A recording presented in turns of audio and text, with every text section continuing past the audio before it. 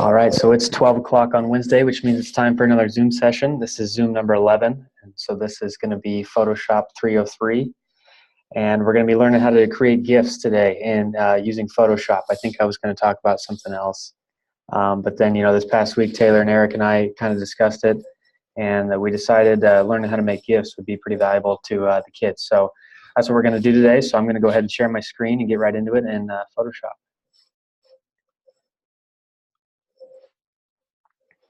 Okay, so this is a graphic that I've been working on. I started yesterday. Playoff football is coming up, and then so these are the 8-man games in Class D2 that are going to be tomorrow, starting Thursday, and I'll make another one for D1 as well. But we haven't posted this yet, so this is kind of an exclusive here. No one's seen it yet, except for anyone on the team. And I probably won't add animation to this when we post it. I suppose I could, but if I wanted to add animation to this, GIFs is a great way to do that, as opposed to making, like a movie file that's going to be a lot bigger and it won't loop, and the file size is going to be smaller with a GIF, and Twitter likes GIFs quite a bit, and they're kind of fun. So if we want to make this into a GIF, the first thing I would do is I would probably use 2 different Photoshop documents. That'd be the one where I'm editing here, so you can see all my stuff on the right-hand side. I don't really want all this when I'm making a GIF. I'd want my new document to be really clean and just have the images that I want to see in the final product here. So I've actually got a group here that I've made everything into a new layer. So if I were to hide these, you can see I've kind of made a new frame for every time I wanted to add a game. So it's going to start off looking like this, and then it's going to end looking like this, and all the games are going to show up one at a time. And so what I did there was I had all these groups, and I would hide them, and then I'd create a new frame. And a great shortcut for that, because something that I would typically do would maybe be like to group all these, duplicate it, and then merge that group. Well, that takes a little too much time if you're going to do it a bunch.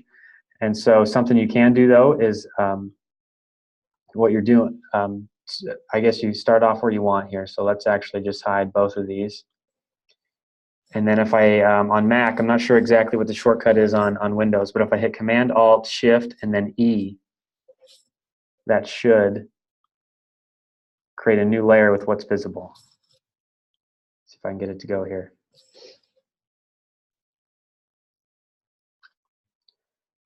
Well, I'm having troubles with it here. There it went. So I must have to be selected onto a layer. Being selected on a group like that, didn't like that. So let's just select onto a layer here. Command-Alt-Shift-E. Yeah, and there we go. And it's going to put that layer on top of whatever layer I'm already at. So when I did this earlier, I didn't want to start right here.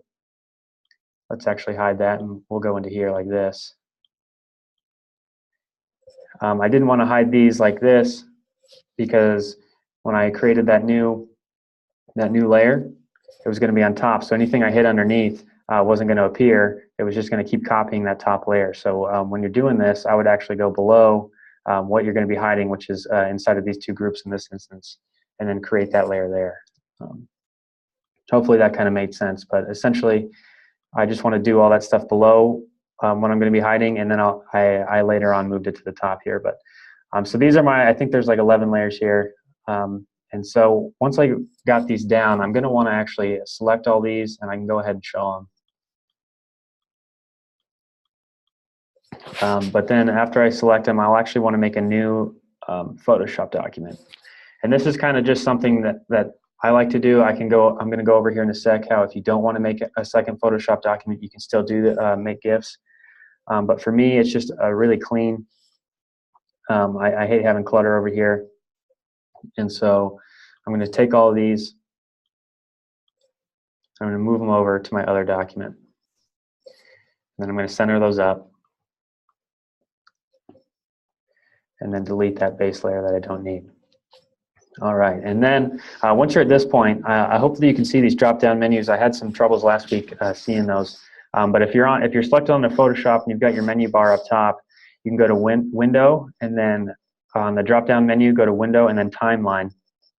And then this timeline animation or window pops up at the bottom. So what you're going to want to do is hit create frame animation right there, and it's going to grab one of the frames. To get all the frames in there, you're going to want to go to this menu bar on the right hand side and then hit make frames from layers. And so if I had done this over here, it literally would have grabbed every layer that I had been editing and made that its own frame, which we didn't want, right? We wanted just the finished images to go down here into this timeline window. All right, these pulled in the order that I wanted them. Sometimes if you have these upside down, they might pull in backwards. And if you do that, I don't even know if you have to highlight them all, but you can click and then hold shift and hit the end one to highlight all of them. And then go back into your menu there, and then you can reverse the frames just like that. But they pulled in the right way, so I'll reverse them back here. And that's pretty much all you had to do to kind of get the ball rolling here. And then you can kind of see what it looks like when you hit play. This is going to be too fast for me, so I'm actually going to slow these down a little bit. So I'm going to highlight them all, and then probably go to 0.2 seconds. And then every 0.2 seconds, the next one's going to show up, right? It's kind of lagging behind there a little bit, but I probably don't want this to just stop after one time it went through. Maybe I do. In this case, I might actually. But you can actually determine how many times you want it to loop. And so the presets are once, 3 times, or forever. Usually when I make a GIF, I go forever just so it continues to loop. But I think, yeah, you can pick the loop count as well if you go to other. But I'll hit forever here. But then in this instance, I won't want it to loop right away because that's not really enough time to really see what's going on in the graphic at the end. So I'm going to select the last frame, and then maybe I'll pick like 5 seconds. So then that really stays on screen for the longest time and lets whoever's seeing it see what's going on. And then after 5 seconds, it should loop again, just like it did there. So now I'm actually ready to export this as a GIF. So that was pretty easy. I'd hope so. But when I do this, I have to save it in a very specific way. You can't just go File, Save As, or File, Save. You're actually going to have to go to File, Export. And so I hope you can see this drop-down menu. But I'm going to need to go to File, Export, and then Save for Web or Legacy. And the shortcut for that is Command, Alt, Shift, and S. But you're going to want to save for web. And it might take a second for this to load. That actually was pretty quick there. But this is what Save for Web is going to look like. And I've already got it set to GIF. This is going to be the preset that's going to show up is whatever you had done previously. So if I had saved it a JPEG the last time, it'd be set on JPEG. But what I'm going to want to do is change that to a GIF,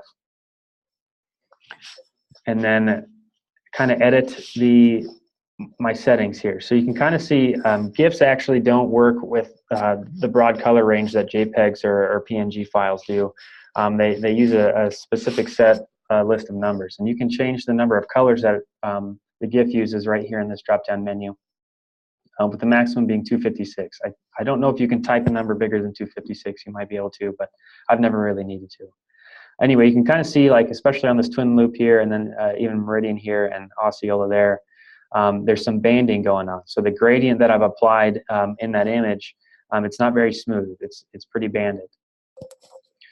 So there's 2 types of GIFs, one that has dithering and one that doesn't have dithering. Dithering is what's going to smooth out that banding. And so right now I've got my dither set to 50%. Since I can still see some of that banding, right now I'm going to turn that up to, I think 88 is what the preset is if you're using a preset here, and I go to GIF, dithered. It should go to 88, yeah. And that looks a little better. Something I'm going to want to be doing during this process is watching my file size, which is going to be over here, because Twitter is usually what we'll post GIFs to, because that's what it's most optimized for. But Twitter has a specific limit on how big your GIF can be. It's got to be under a certain size. Right now, we're not anywhere near it, so I might just bump that up all the way to 100, and hopefully that does look a little better. The maximum for Twitter that a GIF can be on mobile is 5 megabytes. So we're well under that. Right now we're at 368 kilobytes. And so I could even bump this up to 256 colors if I wanted to. And hopefully that gradient will look even a little better. I usually, I don't know if I usually do this, but you can check off transparency if you don't have any transparency within your graphic.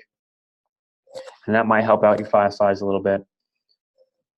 But right now, I think we're pretty good here. I can preview it again here towards the bottom right-hand side by hitting play. And this might lag behind what the actual play speed is after you save it, but I think that looks pretty good. So we're going to go ahead and save that and see what it looks like on the other end there. Call this the playoff slate. Save it to my desktop.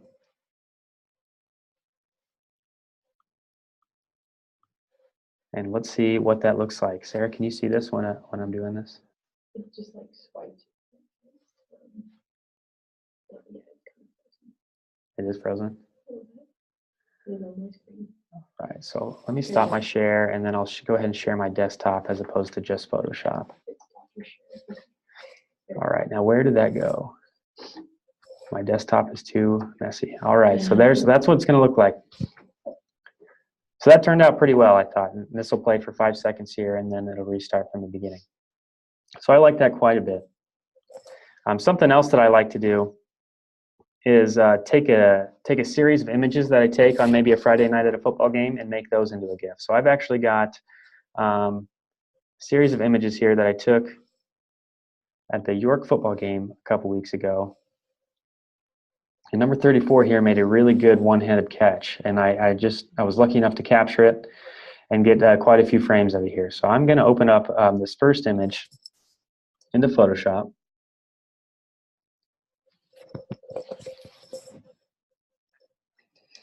And then I'll go ahead and open up the rest of those in that sequence, if I can find my Finder here.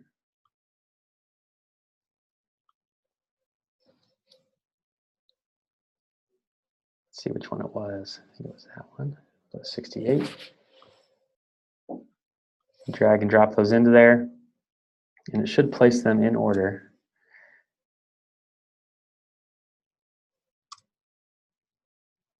Taking a second here to drop each one. They're pretty big files.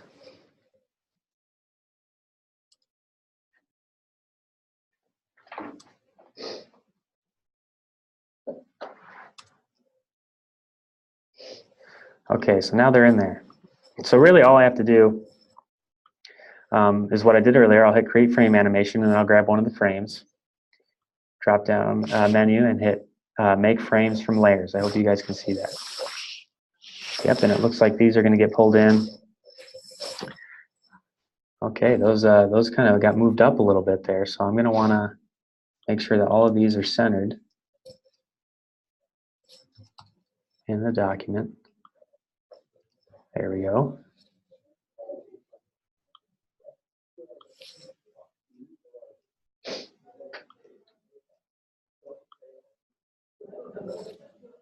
Oops.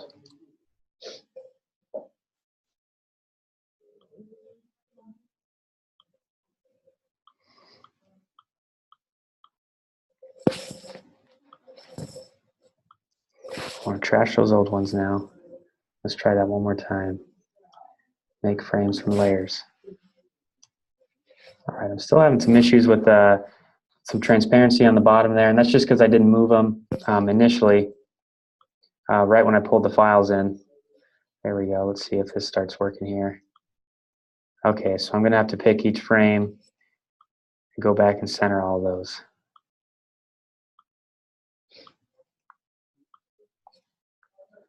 All right, but now this one's ready to save for web, just like we did the previous time. So these files are quite a bit bigger, so this is going to take a second longer to really gather all those in. And with these images being full size, I didn't size them down or anything yet. This is when you're going to want to size it down in your Save for Web window. So once this gets loaded, I'll show you how to do that, because I'm imagine we're going to be too big for that 5 megabyte limit here. So.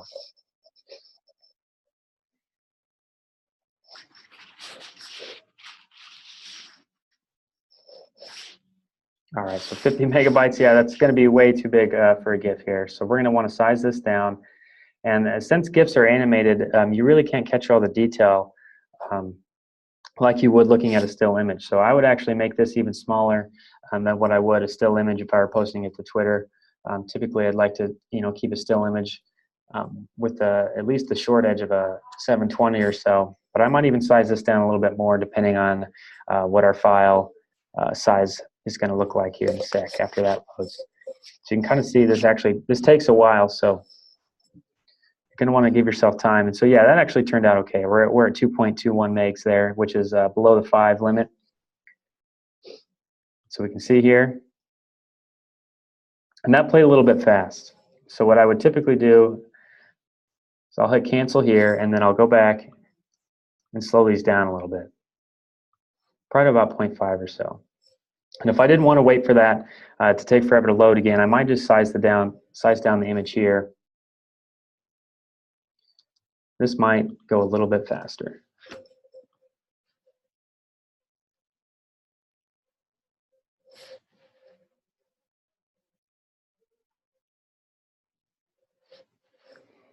So now we'll go ahead and save for web.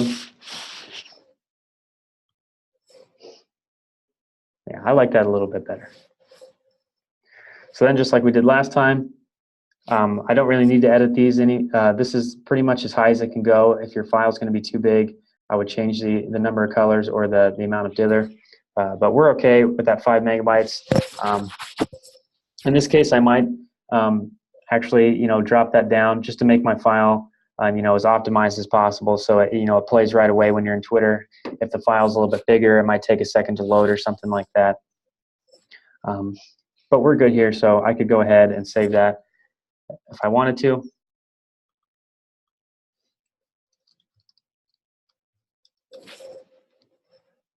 And then we can check that out.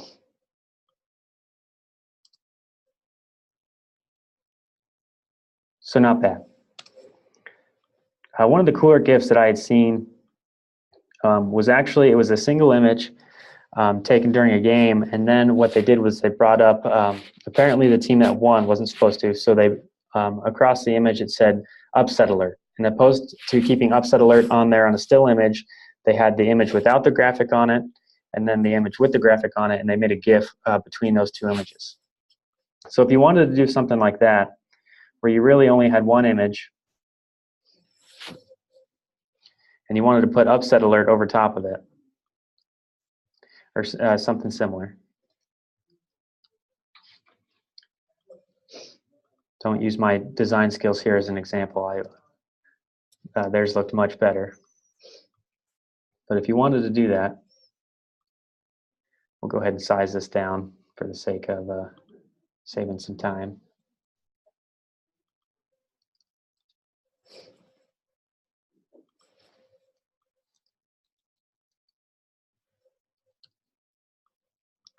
If you remember the last time I said to have two Photoshop documents for something like this, but since there's not a ton going on here, I can actually, instead of keeping this a frame and then creating a frame based on this, I can actually just hide something. Well, let me see if I can get that to make sense here. And then we'll go ahead, see if I remember how to do it. Hit new frame, and then on one of the frames, we're going to hide our text layer. So since I was highlighted on that second frame and then hid the text layer, it stayed in the first frame, but it was hidden in the second frame. So now when I hit play, we'll slow it down here. 0.2. And loop it forever. You can see it shows up and then disappears. So if you didn't want two Photoshop windows or documents open, that's something you can do, is you just create your number of frames, and then in each frame you'll select the frame, and then you'll hide what you don't want to see. But for me, just creating new frames over here on the right-hand side and having a second Photoshop document with something as busy as this was a little bit easier for me. The third thing you can do with GIFs is actually you can pull in video into Photoshop. I didn't really know that until a while ago, but if you've got a video, I think I cut somewhere here a 2-second clip of football from last year. Here it is. You can just, in this case, you can just click and drag your video over top of Photoshop, and it'll actually open up video inside of Photoshop. So this was something new to me. I didn't know you could do this, but you can. So once you got your video in, we're going to do save for web just like we did previously. And video, since earlier we were really only working with like up to 10 frames, but video is going to grab every frame of your video, which in this case, it should be around 60 since we had 2 seconds worth. Yep, 60 frames. And it's going to play every single one. And this is going to lag behind a little bit. But I can't keep this full size because this is going to be way too big at 16 megs. So I'm going to size this way down. 540 would be half. We might even need to go a bit lower. And then we're probably going to have to edit our colors and dither over here up in the top right too to make sure it's under that 5 megabyte limit. So 50%, it's still at 6 megs. I might have to go a little lower. Let's try 480. And that should get us close, and then we'll edit the dither rate over here, or percentage, once that loads. So 5.25 are really close. Let's just try making this 50%. Still a little too high.